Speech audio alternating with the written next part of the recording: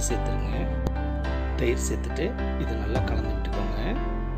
இந்த மாதிரி நல்லா அதை ஃபஸ்ட்டு மிக்ஸ் பண்ணிக்கோங்க. மிக்ஸ் பண்ணிவிட்டு கொஞ்சமாக தண்ணி சேர்த்து திரும்ப ஒரு தடவை நல்லா அதை கலந்துக்கோங்க.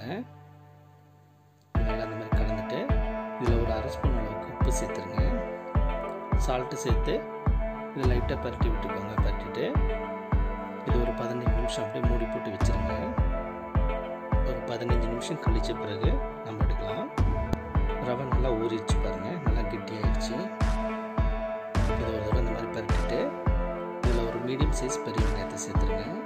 இதே போல் ஒரு 1/4 கப் அளவுக்கு முட்டைக்கோசை பொடி பொடி நறுக்கி இதில் சேர்த்துருங்க. நெக்ஸ்ட்டு ஒரு 1/4 கப் அளவுக்கு கேரட், இதோட ஒரு மீடியம் சைஸ் தக்காளியை சேர்த்துருங்க. சேர்த்துட்டு ஒரு பச்சை மிளகாய் இதே போல் கட் பண்ணி சேர்த்துருங்க. கொஞ்சமாக கொத்தமல்லி இந்த மாதிரி பொடி பொடியை நறுக்கி சேர்த்துட்டு ஒரு அரை ஸ்பூன் அளவுக்கு சில்லி ஃப்ளேக்ஸ் சேர்த்துருங்க. அரை ஸ்பூன் அளவுக்கு சாட் மசாலா, அரை spoon garam masala, salt 1/2 spoon சேர்த்துட்டு இதில் கொஞ்சமாக தண்ணி சேர்த்து தோசை மாவை விட கொஞ்சம் கெட்டியாக இருக்கிற மாதிரி கலந்துக்கோங்க.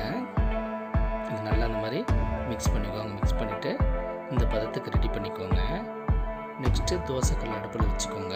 ஃபஸ்ட்டு கல் சூடாகின பிறகு சிம்மில் வச்சுக்கோங்க. இதில் கொஞ்சமாக ஆயில் விட்டுக்கோங்க. விட்டுட்டு ஆம்லெட் எப்படி ஊற்றி ரெடி பண்ணுவோமோ அதே போல் ஊற்றிக்கோங்க.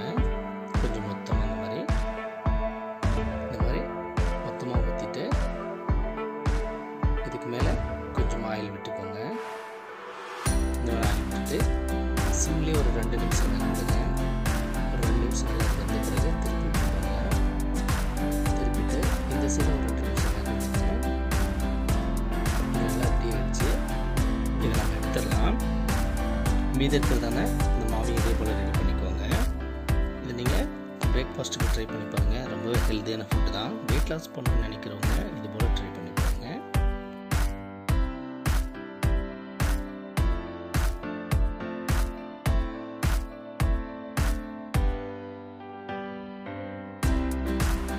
இந்த வீடியோ உங்களுக்கு பிடிச்சிருந்தா லைக் பண்ணுங்கள், கமெண்ட் பண்ணுங்கள், இந்த சேனலை சப்ஸ்கிரைப் பண்ணுங்கள், பக்கத்தில் இருக்கிற பெல் பட்டனை கிளிக் பண்ணுங்கள்.